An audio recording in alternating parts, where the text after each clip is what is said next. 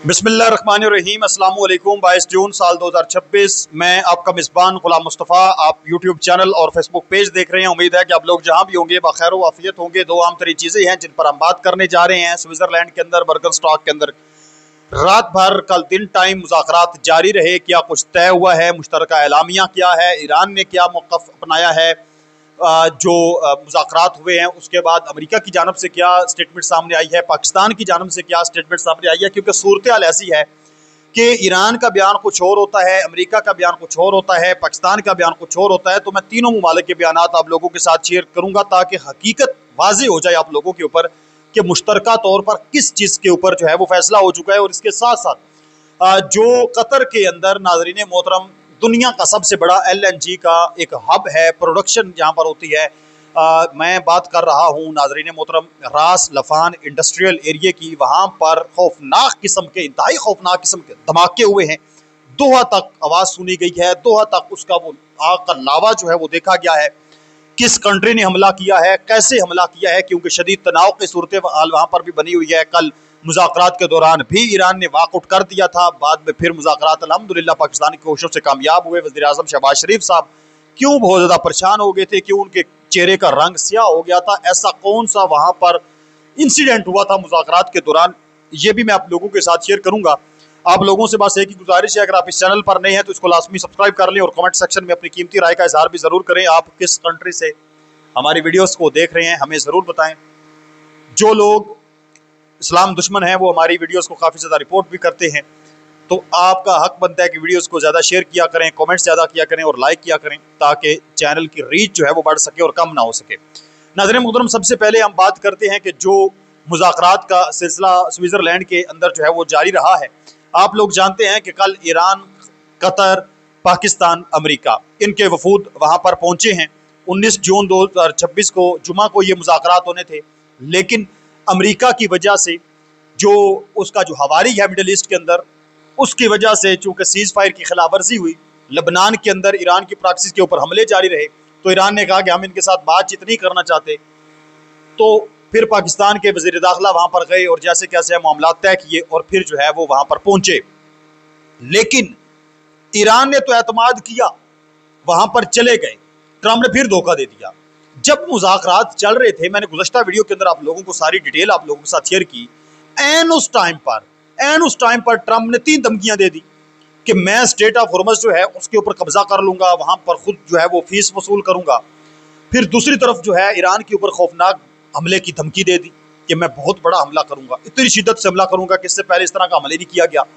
फिर कहा कि जो अब ईरान की प्रॉक्सीज वहाँ पर मौजूद हैं वो खिलाफवर्जी कर रही हैं जंग की, तो ईरान को चाहिए उनको रोके। जनाबे वाला इजराइल खिलाफवर्जी कर रहा है, वो लबनान के अंदर हमले कर रहा है और आप कहते हैं कि ईरान खिलाफवर्जी कर रहा है। अब जब आप एक बंदे को, एक मुल्क को इतनी धमकियां देंगे तो वो बदले में आपको बोलने का हार तो नहीं पेश करेगा और ना ही आपकी हाँ में हाँ मिलाएगा, जी में जी मिलाएगा।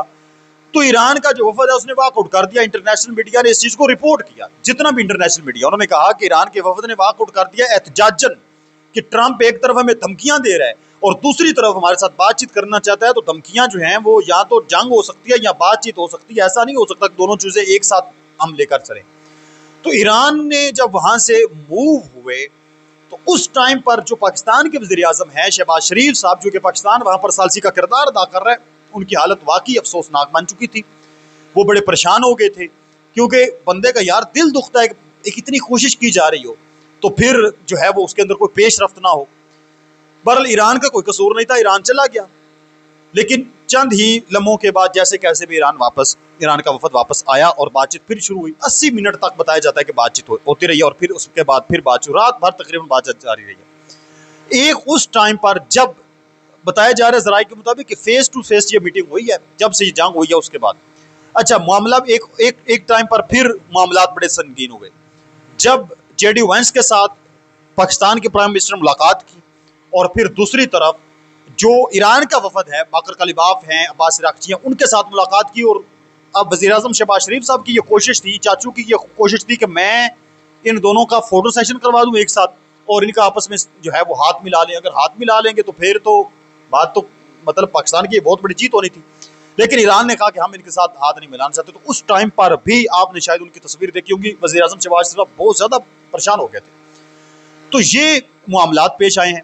अच्छा, जो मुश्तरका एलामिया जारी हुआ है उसके बाद फिर ईरान का चूँकि वफद आ गया, तो ईरान के जो फरीक हैं उन्होंने एक बयान जारी किया है। वजारत खारजा की तरफ से या वज़ीर खारजा अब्बास अराग़ची साहब की जानब से यह स्टेटमेंट 22 जून 2026 को सामने आई है कि मेजर प्रोग्रेस हुई है मुज़ाकरात के दौरान। उन्होंने कहा कि बड़ी पेशरफ्त हुई है, ऑयल और पेट्रोकेमिकल एक्सपोर्ट्स पर वेवर्स मिल गए हैं, बंदरगाहों पर ब्लैकेट ख़त्म करने की बात हुई है, कुछ मुंजमद ईरानी असासे रिहा करने पर इत्तफाक हुआ है, लबनान में जंग ख़त्म करने का मेकानिज़म बनाया गया है।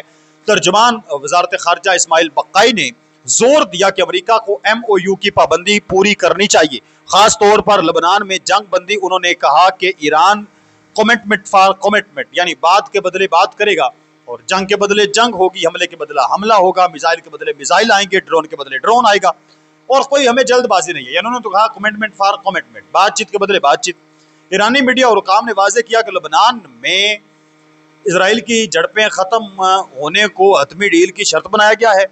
ट्रंप के धमकी अमेज बयानात की वजह से कुछ तनाव आया था, जिस पर ईरान ने जो है वो जवाबन थोड़ा एहतजाज किया था, लेकिन बाद में बातचीत बन गई।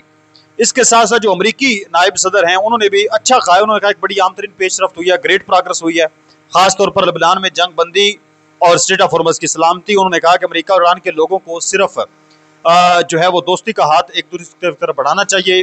अमेरिका हाथ बढ़ा रहा है दोस्ती का। अगर ईरानी क़यादत इलाकाई अदम इस्तेकाम और न्यूक्लियर हथियारों की ख्वाहिश छोड़ दे तो अमेरिका ताउनात को बुनियादी तौर पर तब्दील करने को तैयार है। बातचीत कंस्ट्रक्टिव रही और रात भर बातचीत जारी रही।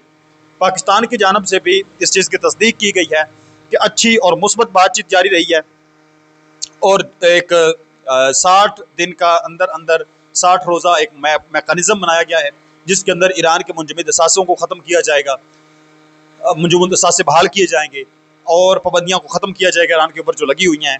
इसके साथ साथ जो और कुछ चीज़ें तय हुई हैं, न्यूक्लियर जो है प्रोग्राम ईरान का उसके ऊपर बातचीत होगी, स्टेट ऑफ हॉर्मज़ ओपन होगा, फीस लेनी या नहीं लेनी। इसके अलावा इलाकाई जो फ़ौजें हैं अमेरिका की मौजूद हैं उनको निकालने की, यानी तमाम चीज़ों पर एक मैकानिज़म जो है वो तैयार किया गया और अब इस पर बातचीत जारी रहेगी। तो ये जी जनाबे वाला मुश्तरका तौर पर सारी चीज़ें हुई हैं। बहरहाल अल्हम्दुलिल्लाह पाकिस्तान की कोशिशें जो है वो रंग ले आई हैं। इसके साथ साथ अब शुरू के अंदर जो मैंने आप लोगों को एक चीज़ दिखाई है कि नाज़रीन मोहतरम जो रास लफान इंडस्ट्रियल है वहाँ पर खौफनाक किस्म का धमाका हुआ है। अच्छा, ये अभी तक जो इतलात हैं किसी कंट्री की जानब से कोई हमला नहीं किया गया। शिद्दत इसकी बहुत ज़्यादा थी, शुरू में आप वीडियो भी देख चुके हैं कि रास लफान जो इंडस्ट्रियल एरिया है और ये दुनिया का सबसे बड़ा बताया जा रहा है कि LNG प्रोडक्शन और एक्सपोर्टिंग हब है, जहाँ पर बारजन लोकल गैस सप्लाई फैसिलिटी जो है वो उस इलाके में ये धमाका जो है वो पेश आया है। 21 जून को 2026 को एतवार के रात कतरी टाइम के मुताबिक 10:30 पर ऑपरेशन शुरू होने के दौरान एक फैक्ट्री प्लांट में तकनीकी खराबी हुई, जिसके बाद अंदरूनी तौर पर आग लगी और बहुत बड़ा धमाका हुआ। धमाका इतना ज़ोरदार का था कि दोहा तक इसकी आवाज़ सुनी गई। अब मिनिस्ट्री ऑफ जो इंटीरियर है कतर की, उन्होंने कहा कि ये अंदरूनी धमाका था। सिविल डिफेंस टीमें फौरी पहुंची हैं। शुरू में कोई ज़ख्मी या मारे जाने की इतलात नहीं आई, जबकि बाद में ये इतलात सामने आई है कि 54 लोग ज़ख्मी हुए हैं, 18 लोग लापता हुए हैं। कतर एनर्जी ने भी इस चीज़ की जो है वो तस्दीक की है कि हमने आग पर काबू तो पा लिया था, लेकिन मज़ीद अभी जो है वो चीज़ें सामने आएंगी कि यह कैसे हुआ है। बहरहाल चूँकि सूरत हाल आप जानते हैं कि मिडल ईस्ट के अंदर एक जंगी सूरत हाल बनी हुई है, तो जब भी कोई इस तरह का वाक़या पेश आता है तो फिर यही सामने आती है चीज़ें कि यार कोई ड्रोन आकर हिट कर गया है। और मुमकिन है कि कोई इस तरह का मामला हुआ हो, लाजमी नहीं है कि ये कोई तकनीकी खराबी थी। अब तकनीकी खराबी अब इन दिनों में थोड़ी होनी है, तो आप इस पर